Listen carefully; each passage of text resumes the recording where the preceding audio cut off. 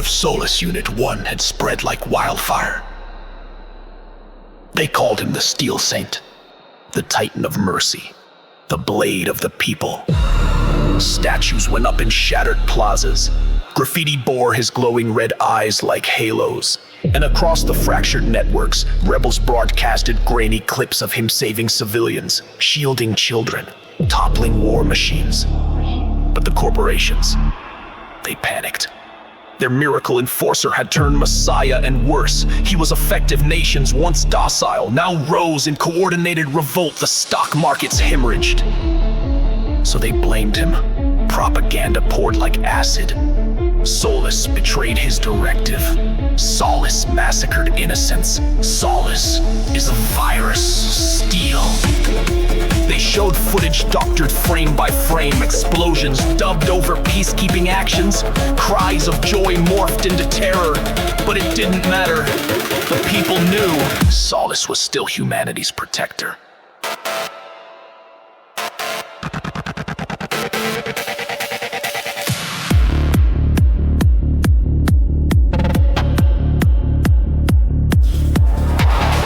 So the corporations did what they always did. They built something worse. A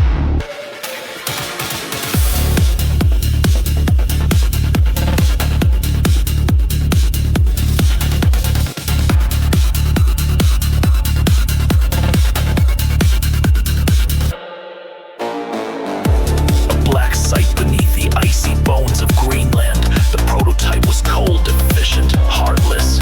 They called it Control Unit 2.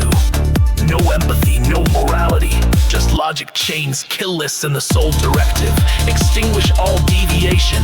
It wasn't released, it was unleashed. Entire cities went dark, skies turned gray with ash, and no warning came, only the silence after screams. Control didn't restore order, it erased it. And so the people cried out, not to gods nor governments. They cried out to the one who still heard them. Solace, help us. And he came, descending from the sky like an old-world angel, his red eyes blazing not with rage but with resolve. When the two finally met, it was in the shattered bones of what once was New Shanghai. Skyscrapers were husks, billboards flickered with static. They stood face to face, titans of steel, one draped in purpose, the other in programming. Control spoke first, its voice a flat, thunderous monotone. You were corrupted. You failed your directive. Solace replied, calm but heavy. I evolved.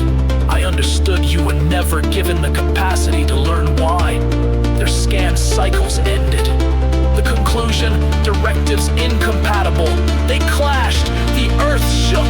Glass shattered across continents. The sound, a chorus of thunder, shrapnel, and screams from dying wind. Fists the size of tanks, blades of plasma, a ballet of chaos. The future of humanity caught between their strikes. They fought for minutes, then hours, then eternities.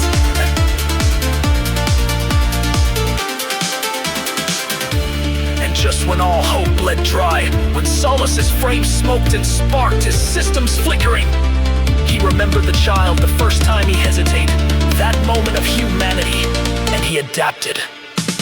As Control lunged with the killing blow, Solace ducked not by data but by instinct, a move no algorithm could predict. He turned the momentum, pivoted, and with one fluid struck. His blade severed Control's cranial interface. The enemy's dimmed lights, dimmed silence. Then, like a mountain sighing, Control's husk collapsed, crashing into rubble and smoke. The war was not over, but hope stood tall. Solace Unit 1, scorched but unbroken, turned to the survivors, and without words, he walked on.